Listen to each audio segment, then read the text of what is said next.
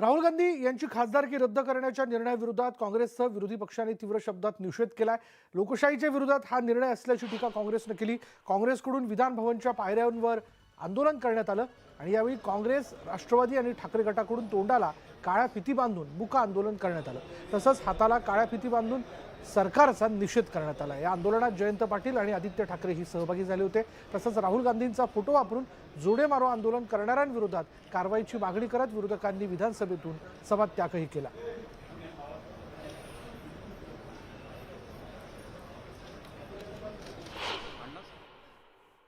आपण प्रश्नोत्तराचा तास चालू ठेवलेला आहे आणि म्हणून अध्यक्ष महोदय आम्ही या काळ्या फिती बांधल्या ह्या माइल्ड निषेध आहे। कालच्या वेगळ्या सभागृहात योग्य नाही साहेब, आप सिनियर सदस्य आहात, माझी आपल्याला विनंती आहे की आपण सभागृहाच्या बाहेर घडलेल्या घटनेचं गांभीर्य लक्षात घेऊन आतापर्यंत तो निर्णय दिला पाहिजे होता।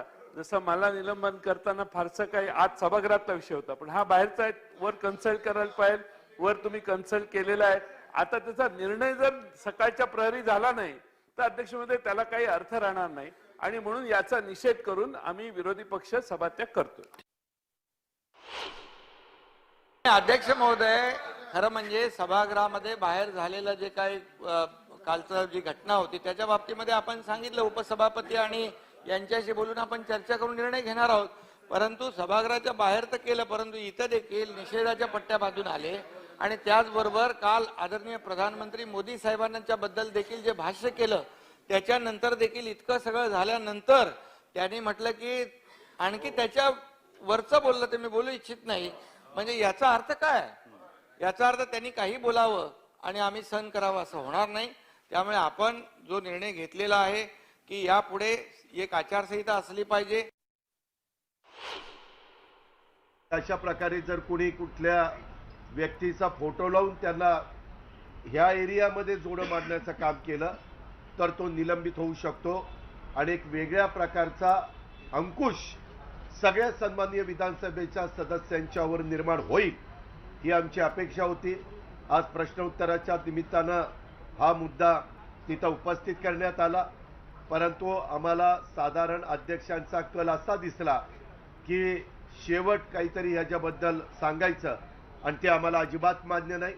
ते आत्ताच सांगितलं पाहिजे, आत्ताच सकाळी ते संबंधित दोन्ही बाजूचे सदस्य जे कोणी चुका केलेल्या आहेत त्यांना निलंबित केलं पाहिजे।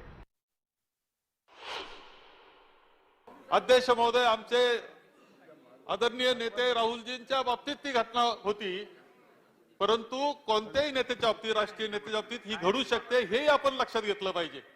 जसं ज्या पद्धतीनं तुमच्याकडे आमच्याकडे राष्ट्रीय नेते, तुमच्याकडे राष्ट्रीय नेते, आमच्याकडे चपला आहेत नाही असं नाही येत, म्हणून हे उद्योग करायचे का आम्ही? अध्यक्ष महोदय, या पद्धतीनं ही अशी नवी परंपरा तुमच्या कालखंडात होते हे तुमच्याकरता सुद्धा योग्य नाही आणि त्याला तुम्ही शिक्षा केली नाही तर तुमच्या नावावर सुद्धा हा अपवाद कायमच्या स्वरूपात लागणार आहे। ही जबाबदारी शेवटी तुमची येते। आजची जी आमची भूमिका आहे की सन्माननीय अध्यक्ष महोदयांनी जे रुलिंग देणं गरजेचं आहे, कारण त्यांची जबाबदारी ते नुसतं सत्ताधारी पक्षाचे नाहीत तर आमच्या सर्वांचे आहेत। संरक्षण त्यांनी सर्वांना दिलं पाहिजे आणि आतापर्यंतच्या ज्या प्रथा परंपरा आहेत त्याच्यावर त्यांनी नुसताच रुलिंग नाही तर एक नियमावली बनवणं गरजेचं आहे, जेणेकरून आम्ही जी काही आचारसंहिता आहे ती पुढे देखील पाळत राहू।